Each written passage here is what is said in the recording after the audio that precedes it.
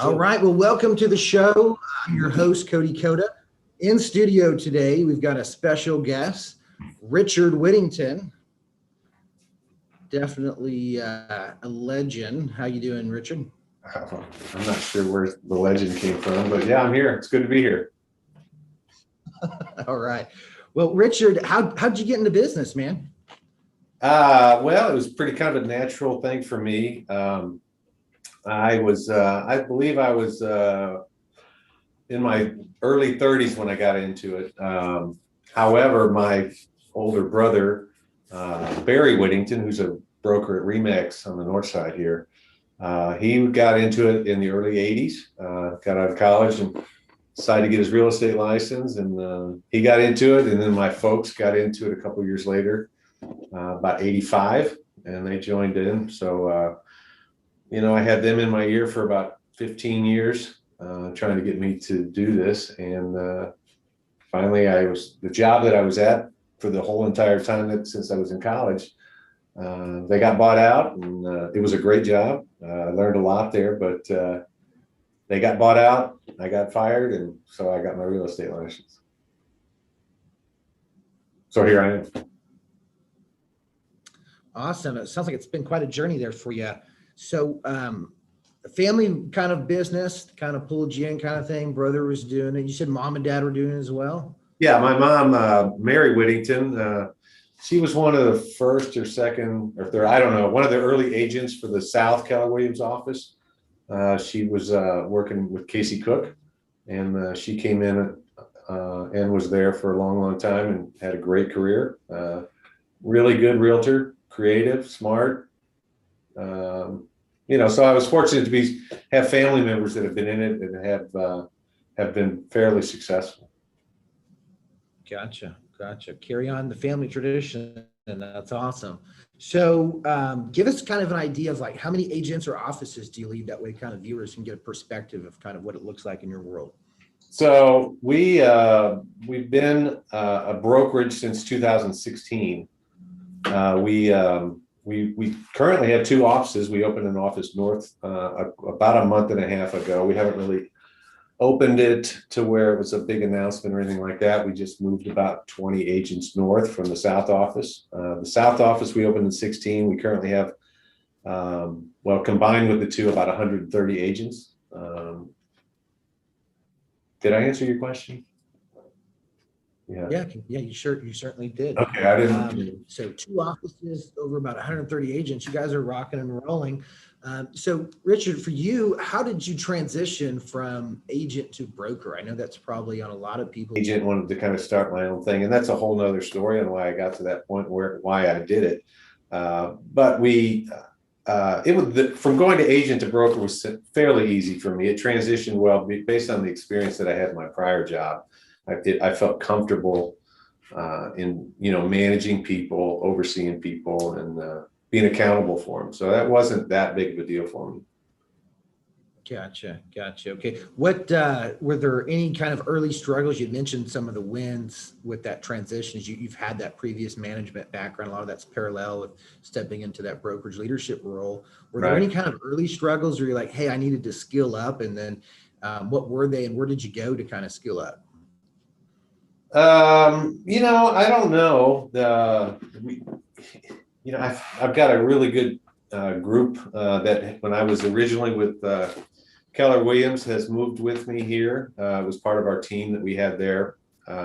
We all have a stake in this deal. There's myself, there's Lisa Hawkins, Karen Reed, and Otis Himes. We were a team at Keller. We've moved here. So the support that we give each other, the experience that we all brought to the table from a management perspective, from a building perspective, from a administrative, we've all had backgrounds in that area. So the team seems to gel pretty good. So that part has been fairly seamless.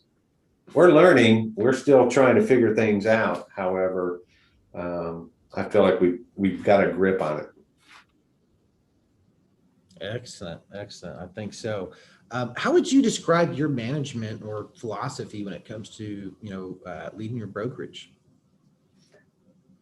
Well, yeah, that'd be a great, I would love to hear that question asked to some of the folks that are with me, but I would say, um, real estate or realtors in general tend to be fairly passionate, fairly emotional, fairly spontaneous, I guess. And I find that although those qualities are great and some that I probably need more in my life, I found that from my perspective, and the best way to lead and to coach and to manage is to really pull all of that out of it, take all the emotion out of it, and manage the transaction. I feel like so it's more of a laid back look, but a practical look at things. Take away the feelings, your personal feelings towards another realtor or whatever those little small problems are between the two of you. You focus on the transaction, and the goal is to close. And if I can help them walk through that and get back to what they started to get to closing, we've been, the agent is much more successful in that case. So I would say my style is way more laid back, and that bothers people sometimes, I think. But sometimes I don't think that, for me, I don't do a lot for them other than walk them through it and let them do it.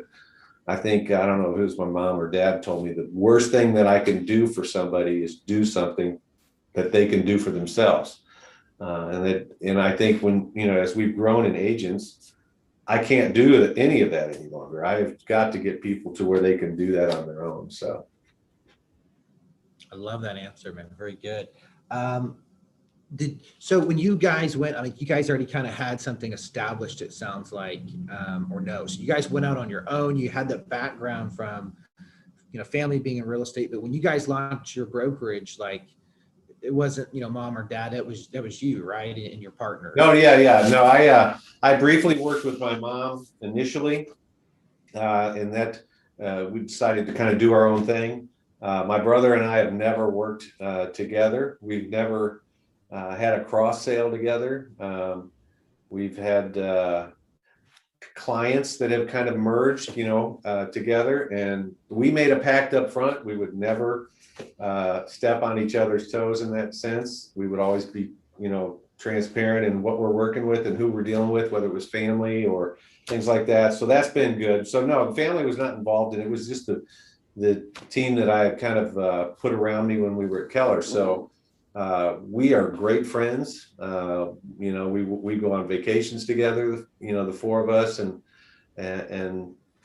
anyway, we have a good time, and we respect each other. We don't, each one of us has just as much say as the next, I guess, until it gets down to something that somebody or everybody else doesn't want to deal with, and then that's me. So, but no, I think, that's what makes us unique, I think, is that friendship that we have between the four of us. I think that the agents that are in our office, they see that, they're comfortable with that. They trust and know that when they come to work, or the support that they're going to have is sticking together, and they don't have to deal with us not getting along. We're on top of that. Franchise or non-franchise, just route did you guys decide to go, and why, if there was a reason? Um, I guess I've never understood the whole franchise thing. Maybe I need to be more educated on that. But as soon as we started growing, I think once we got to about 25, 30 agents. It was like the vultures hit. They came flying, and I was getting calls from every agencies I'd never heard of that were supposedly really important in other areas of the country. But I don't see the value in it. I'm sure there is, and maybe I'm missing some of that. But at this point in time, I feel like our market, at least here in Oklahoma City, they don't always care the name that's on the sign. They care about the agent that's on the sign. So if we can support our agent in a way, we're going to do fine. I don't know that we necessarily need all these little gadgets that these franchises are offering. I think we offer enough, but we can learn. I understand. So you guys are obviously very successful. In your opinion, I mean, what does it take to be a successful broker? Um, I could be real simple about it and just say, just answer your phone.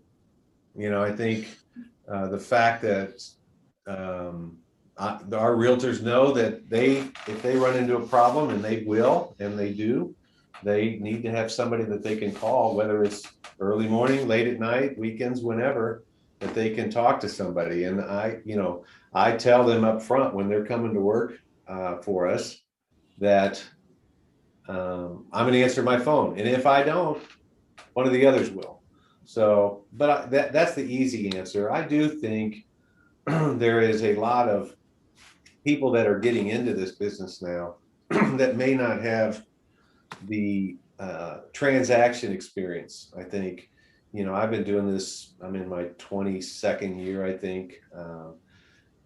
Karen has been doing it maybe 20 years, and, Otis has been in it, I think, 13 years, but he was in building prior to that. So he's been in our industry for a long time. There's not much that can come to us as questions and concerns or issues that an agent might have that we haven't already seen, or we're not able to at least find the answer for. And I think that's valuable, to have somebody that's leading you in a way that has the ability to look back on what they've done, use their experience, and to be able to tell you, hey, well, this is how it happened to me. This is how I did it. This is how I screwed it up, or this is how I got it right. And now we know what to do with it, and we can give them that influence or that advice to help their transaction. That's good. I love that.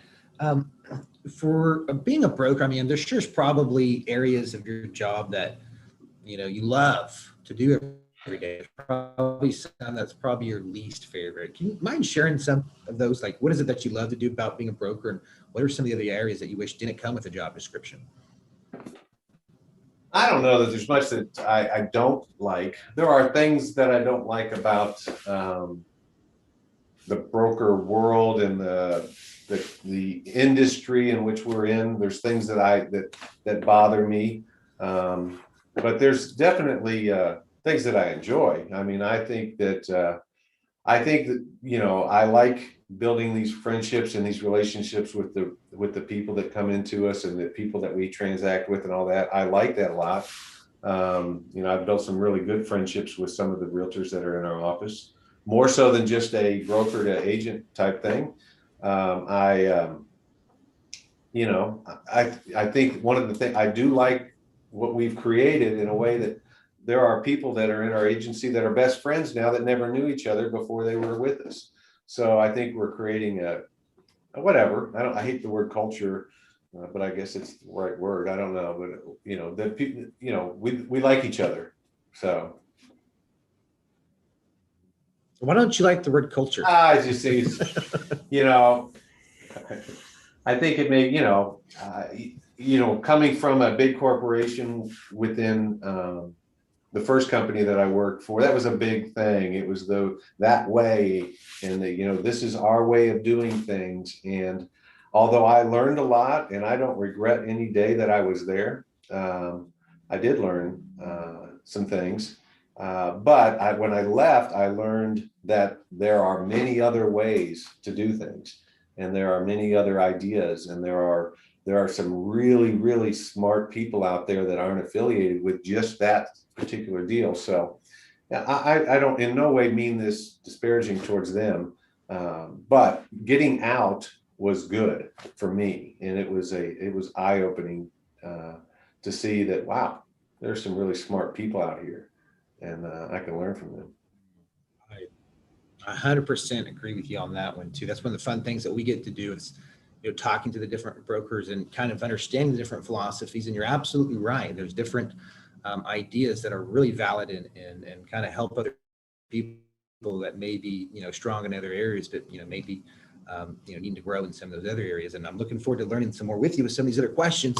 So what does your support system look like, Richard? Maybe kind of take us through the progression. Obviously, if you're a brand new broker coming out, they're probably not going to have as many, office staff members as you have today, but maybe kind of paint the picture of what that transition looked like. So somebody coming, kind of having an understanding of what it kind of takes to build up to the level you are. So you mean you're asking me if somebody is an agent today and they want to be a broker, what kind of support are they going to need? Yeah. Like what support did you have kind of like when you started to like, what does the operation look like from a support standpoint today to run 130 agents, 2 offices? Obviously you got your partners. There's probably some key admin support staff you want to call out. And Well, I'm not the right guy to ask that question because we've really not changed much from the day that the 4 of us came over and we started our deal. It's still just the 4 of us. Now we've expanded north and we are also managing a building within that. So there's 2 agents that have come over to start to manage that for us. So that's a little different, but as far as it still really goes down to the core 4 of us and what we do. Um, you know, so there's not much of a change from that. So I guess my answer would be is you need to have the right people around you, the right people that have that are supportive, that are loyal, and that are willing to move forward, take direction, but also give it,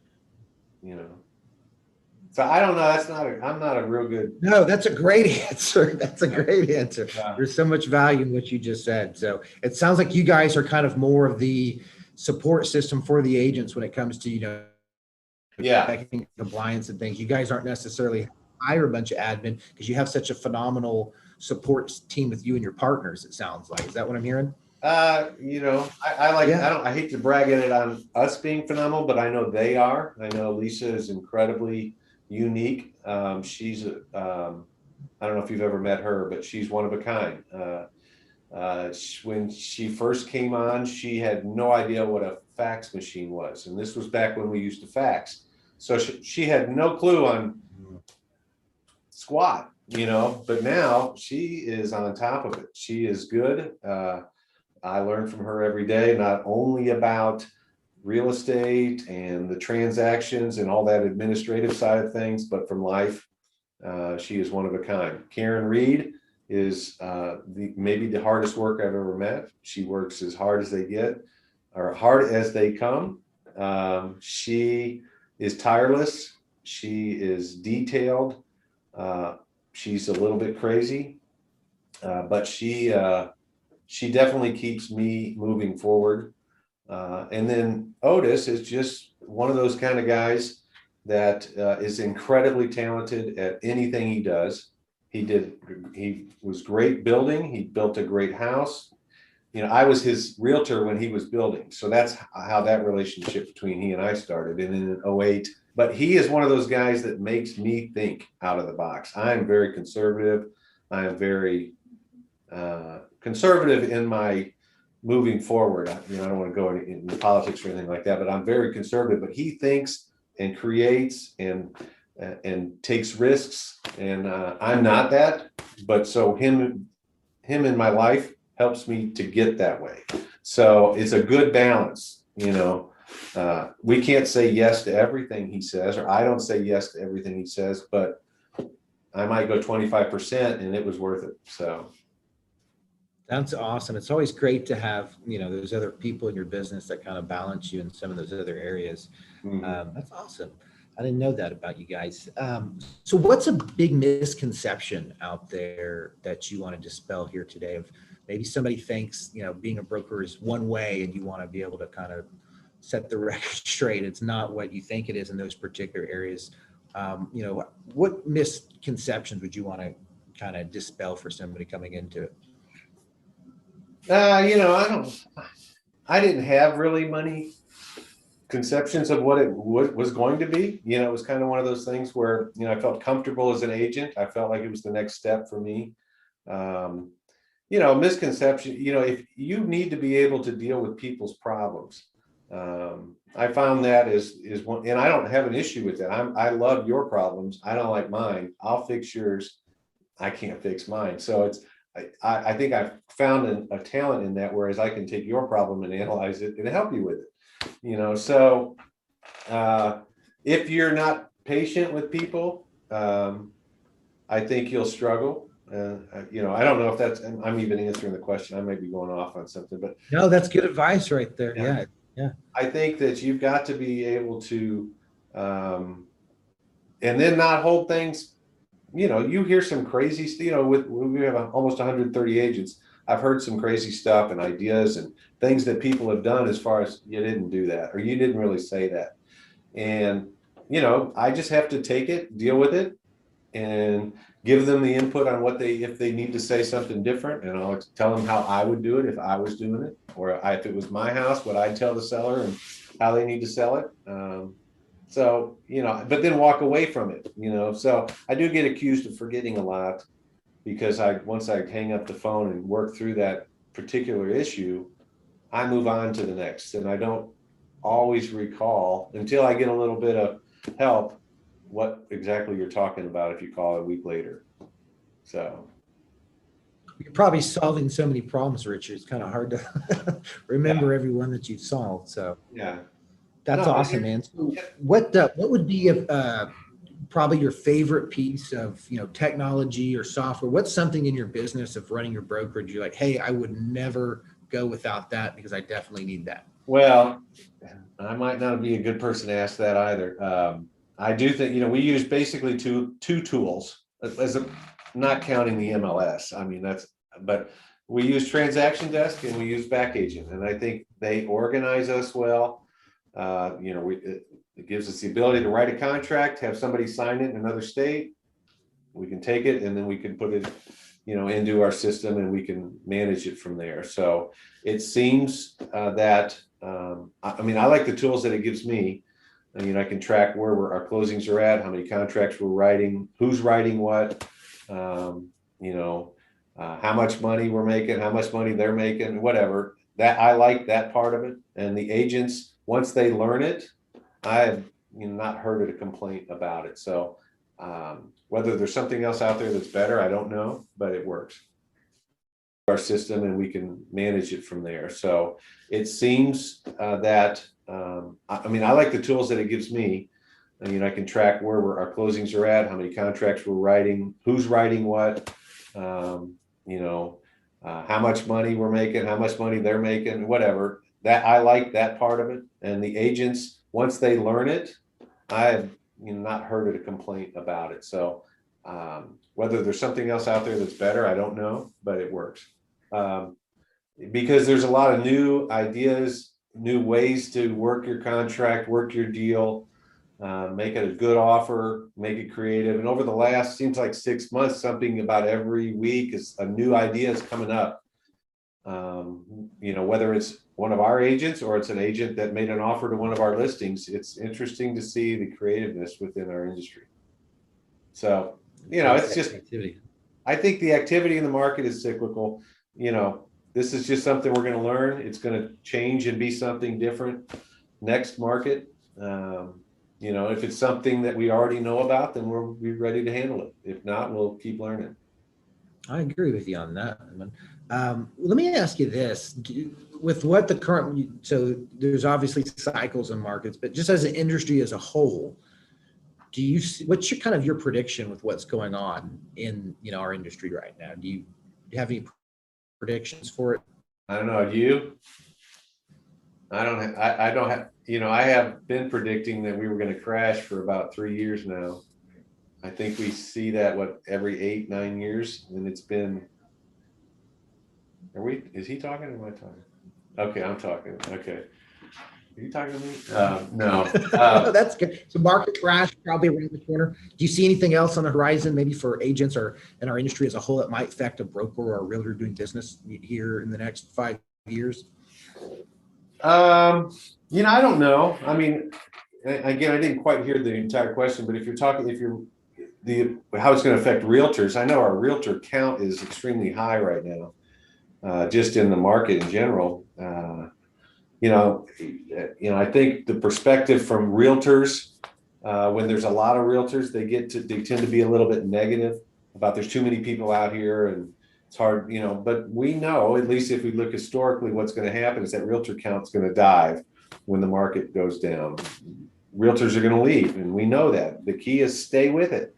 stay in it to where it goes down at the bottom and all those realtors are gone. And so the percentage of realtors to buyers is decent now, and then it's going to come back up again. And then at that point you can make it when it starts coming back up. So, I think stay with it. It's a good industry. I think that if you're doing the right thing, if your systems are in place as a realtor, your relationships are good within your clientele, then I think, you can go through any type of market. There you go. You heard it here first. Good job. What would be the best piece of advice, Richard, that you give, a new broker or an existing broker that's just trying to get some wins out there? What advice would Richard Whittington give them? Again, I think I could say try to attract, not recruit. I don't like the whole word recruiting. I don't like that within our industry at all. But attract, buyers or realtors rather with experience. Obviously from a broker's perspective, if you've got a realtor with experience, you don't have to manage that as much or spend as much time with that person. They tend to be a little bit low maintenance, which is good. But then you could say, look for that good realtor. There's been 2 or 3, or more than, maybe close to 10 realtors that were brand new that got their license, came out of school and got their license with us.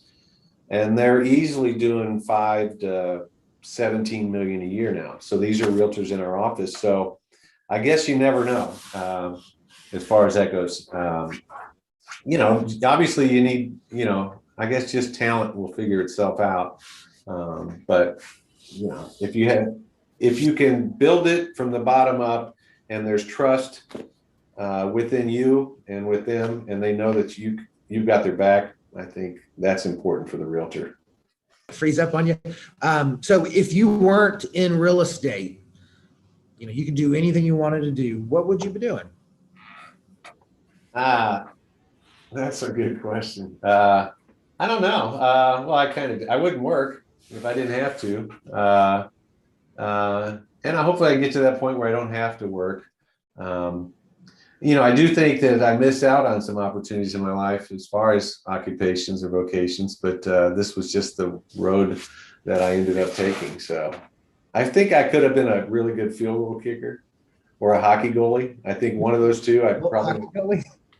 You hockey guy? Yeah, I think I could have been a good goalie, and I think I could kick a field goal.